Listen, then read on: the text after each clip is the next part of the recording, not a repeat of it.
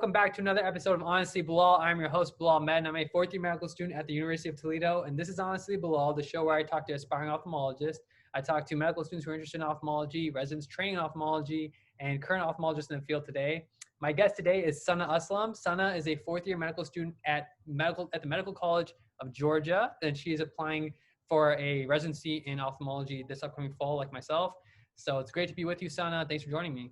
Hey, Bilal. Thanks for having me on your crazy busy schedule right now. It's good to be with you. It's always good to have other med students. We talked about this a little before we got on here. You know, we're both missing out on the whole, interview trail in person, Right. meet other people, make friends. So another way to hopefully make a lifelong friend. And who knows? This is probably the beginning of seeing each other more at conferences down the road when things are normal again and stuff like that. So it's been a pleasure for me to meet other people like you too. So let's get right to it. So where are you from? Where'd you grow up?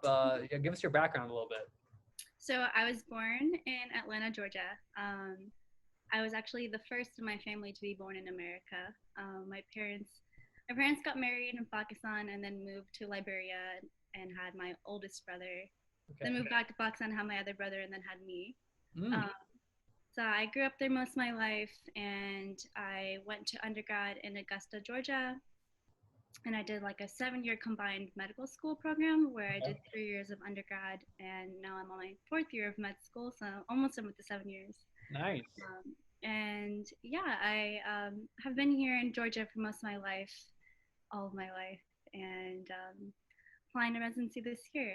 Sweet. Okay. So what is Georgia like? I mean, what's the top 3 things someone should know about Georgia that way we can learn from you? Oh man, off the top of my head, Coca-Cola. Okay. For sure. Uh-huh. What else is going on? I guess it isn't very a proud fact that we have a lot of coronavirus cases here. That's not good. Yeah, that's a good point. Okay, we can end that part there then. We'll stop. We don't want to, no more bragging on Georgia. They had their chance and they moved on. So that's fine. Yeah, exactly. We mentioned that you are applying for ophthalmology. So tell people about your interest in ophthalmology. When did that start? And what makes you excited about ophthalmology? So my journey to ophthalmology it's kind of interesting. I wouldn't say it's really traditional because I feel like most people who want to go in ophthalmology kind of know from beginning of med school. And it makes sense. It's such a competitive field that a lot of people know if they want to do it right off the bat. Mm-hmm. For me, I always had a really strong neurology background. Gotcha. I mentioned this to you before, but my brother had a spinal cord injury. Right. It's been about 11 years. We were in a car accident. And he injured, I think, T2, as well as like a complete brain injury and a brachial plexus injury. And at that time, I was only 13. I broke my femur bone, but watching my brother really recover through the spinal cord injury really got me interested in neurology. So I always went into med school thinking I was going to go into neuro, and I was president of the neurology interest group, and I was really into it. And I think I just kind of realized spending more time in clinic that I wanted to do more interventional for my patients. I just kind of wanted to be able to do things with my hands to kind of see the effects later down the line. And I felt like with ophthalmology, which is very similar to neurology, and at my school, the ophthalmologists and neurologists work very closely. Okay. I got really interested in it, and I started shadowing more, and I was like, hey, this is actually really cool. Like, I used to think it was just so focused on the eye and there wasn't really much to it, and then I realized there's so much we don't know about the eye. We don't learn it in med school, so got more into it. And when I shadowed in cataract surgery, I realized that you can really change someone's life in just a matter of days. Giving people their freedom and their independence is something really powerful. And growing up with my brother from the time I was 13 until now, so almost half my life I've kind of seen him with his disability, and I think I've always wanted to help people more with disabilities. It's kind of been where I was interested in neurology, so being in ophthalmology and being able to do surgery to help people see is kind of what gives me my meaning. And then just getting to know the ophtho department here, like they're such nice people. They're always happy. Like they're just so well known on the hospital for being like the great guys with the ophthalmoscopes everywhere. I really felt like I found the community. And then joining Twitter, I definitely found a community online, which is pretty awesome as well. So it's kind of how I found it. Yeah. Awesome story, very inspirational story, and that's a good reason. That's a great reason. I mean, it's somebody who's also applying. That's you have. I think you have a story that will resonate with a lot of people, and I'm rooting for you. That sounds really cool, and I think it's also interesting that you use you have a dynamic where you used an interest from an experience that you had in your own life that motivated you to do one field, but then kind of transition into ophthalmology, which is still awesome because at the end of the day, like you mentioned, you still have a passion for people who are affected by disability, and I think you can still do you'll do awesome things. So I'm rooting for you. That's really cool. That's a good story. Thank you, Bill. Yeah. So uh, I wanted to ask you if you know I know you just did the rotation at MCG. You just did your home rotation Yeah. at the department there, and I saw your picture. I saw you put a picture on Twitter where you were really you and a couple people in the opto department were kind of doing some poses with some ophthalmoscopes, and you guys looked like having a good time. And you mentioned that you had a really fun time on the rotation, and that you were smiling the whole month. So anybody in particular you want to give a shout out to, or who made your month really impactful? Anybody out there who helped you out? Yeah, definitely. The picture was with Dr. Estes. She's the program director at MCG, and Yeah. she was the one who came up with the idea to take the pictures with the lenses. Okay, yeah. Yeah, she's super cool. Dr. Bograd was one of the attendings that really got me into it when I first started shadowing. I think he like really connects with his patients and like remembers all like the grandchildren and all the recent events in their lives. And I was like, this is what I want. I want continuity of care. I want to see my patients grow up older and be there for them every year. And then all the residents, they're Mm. all such awesome people. Like they all take the time to like look at you during surgery and explain to you what's going on. And like if they see you kind of look confused or perplexed during clinic, they'll like look up something on their laptop and start teaching it to you. I honestly, the whole department was just really, really, really great. That's nice. Awesome. Very cool. Yeah. And then I guess while you were out there rotation, did you have anything that you worked on or recently, or anything that you've done in that any recent projects that you've been working on that you're proud of, or anything that's going on in your own school journey? Well, when I was on the rotation, I was really proud of kind of going in on call. It's not really research, but I feel like the shadowing and the clinic experience was a little bit more important than the research at that time. I Right. had some projects going in the background. I had a couple of case reports. I'm doing one on Tygason's keratitis in Nice. like a 2-year-old, which is really rare. Uh-huh. Um, and I was also doing some basic research in retinopathy of prematurity. But Okay. when I was on the rotation, I really wanted to focus on getting the most experience I could in clinic and Yeah. in the OR. So there was one time I asked the resident before I left to text me if anything cool happened on call. It was like my second day on the rotation. Yeah. He texted me around like 8 o'clock and he was like, hey, like if you're free and if you're near campus, we have this open globe and a lid lac coming in. Oh, okay. So if you're free, like just come by. And I was like, yes, I'm gonna drop everything I'm doing right now and head over to the hospital because it's my second day of opto and like, I really want to see this stuff. So we had a lid lac happening in like the procedure room and then an open globe in the OR downstairs. And so he let me sew up a little bit of the lid lac. It was my first time ever doing any kind of surgery near the eye. So that was fun. And then we went downstairs and I got to see the open globe surgery. We did a vitrectomy through the pars planus and it was like 1:30 a.m. Mhm. and I was loving it. I was like, this is exactly what I want to do. I wouldn't come to the hospital that late for anything else, and I ended up leaving around like 2:30. And I was like, this is great. Like I'll never forget this night. So I definitely didn't get to put much emphasis on research during my rotation, but that was okay because I Yeah. think I spent most of my time in clinic. Absolutely.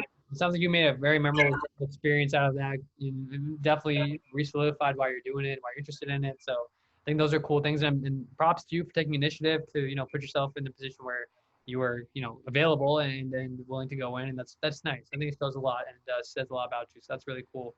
So aside from ophthalmology, I mean, I looked at your Twitter bio like I do when I'm trying to, do a little bit of investigative work on my guests. And I saw that you were a proclaimed plant mom and cat lover.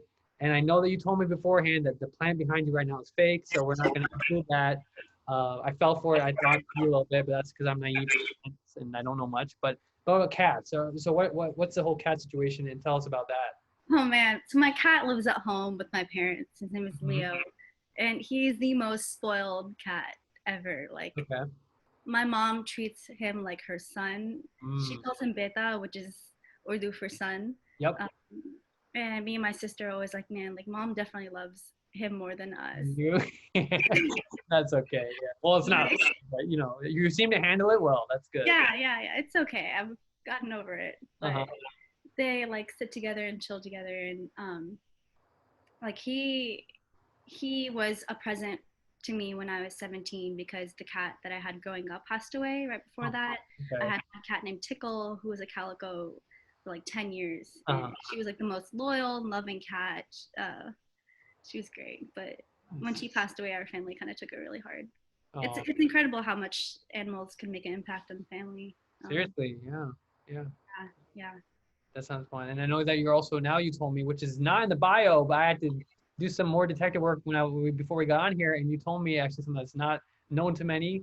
But you're also a dog lover, a puppy lover. So you can't pick between the two. It seems like you seem like you're a puppy lover too. So I don't think people are either cat people or dog people. I think you can be in between. I think you can love both. I just never had the opportunity to have a dog I growing up. see. I see. Okay.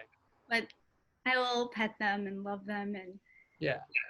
when I see them at the park, I tend to kind of scare off the owner because I'm just like, oh my Oh, god. you're just that kid who wants to touch their dog. That's Yeah, fine. yeah, That's a yeah, sort of acceptable thing to do, actually. I guess. So yeah. it's okay. I only make eye contact with the dog. I'm like, you're so Yeah. cute. That's so you're an animal lover. We'll call you an animal lover. How about that? Let's just go. Yeah, Let's go broad with it. Okay, that's good. So you're inclusive to other pets too, not just one.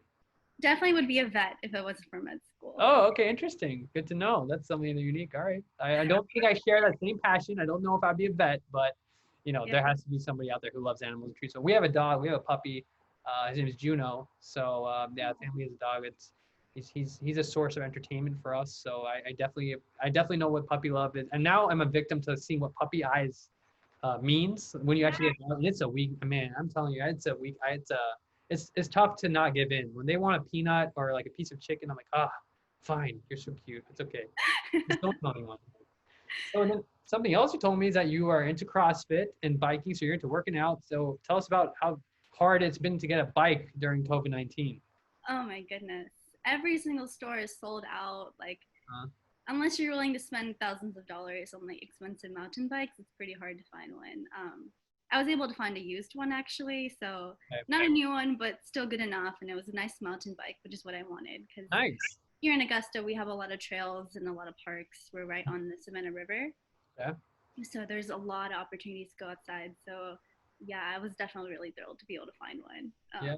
It was pretty tough. Yeah, That is tough. I mean, bikes and skis are also out this quarantine. yeah, and it's also the med school budget friendly one, so I think that works out too. Thousands of dollars for a bike is something I cannot do right now. So that's Exactly. Our gym actually just opened up like this past month, but Oh they're yeah. masks on and they're only open for certain hours, Mm-hmm. like hours where they're cleaning. It's just really hard to try to make it to the gym before 6 for me. Yeah. Oh, I don't think a lot of people are in that boat, and I'm definitely one of them too. So don't worry. I'm not that crazy person who can. I don't know. People can do that. They can wake up at 4:30 and like go work out and like drink 64 ounces of water a day. I'm like, how do you guys do this? I'm trying to hang in, but it's if I can get one bottle of like just Dasani down, which is like the worst water company, I'm lucky.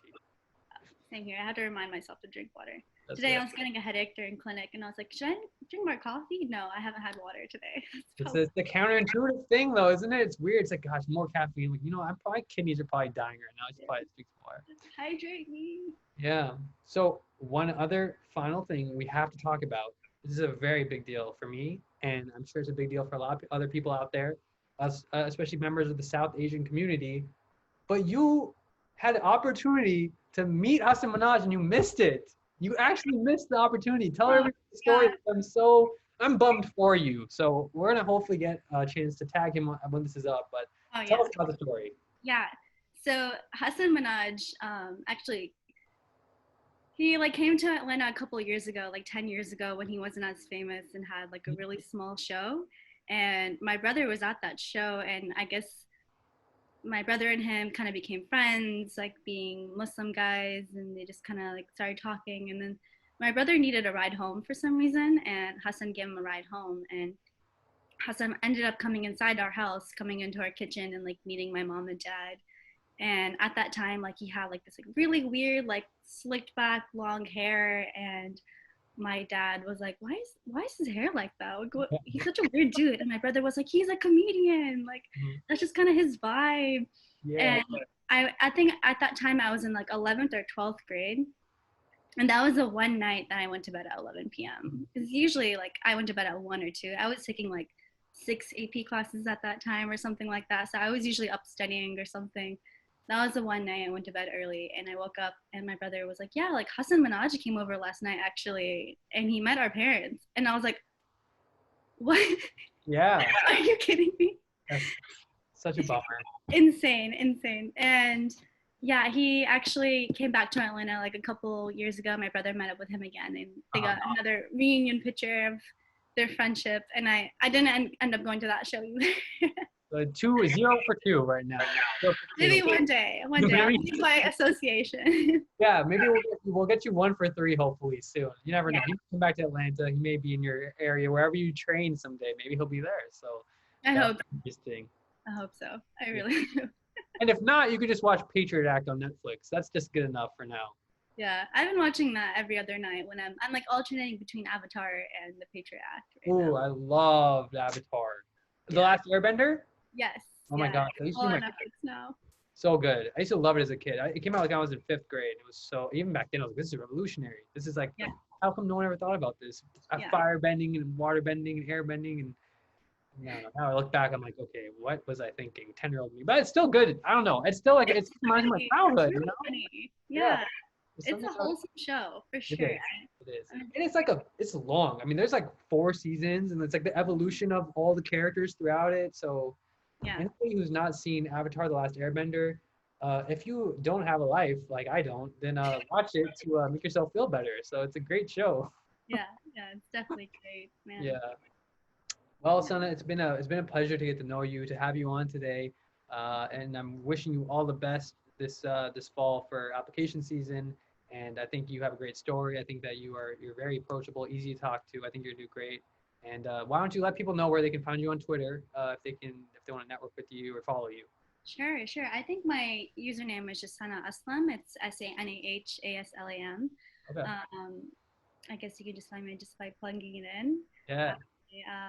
I use Twitter mainly just for looking for webinars and kind of seeing what people are doing, especially like during quarantine when all the away rotations are being canceled. I was like, what's happening in the opto world, because I don't really know anything myself, and I think being on there and meeting people and meeting attendings was probably the best thing that I did for this application season.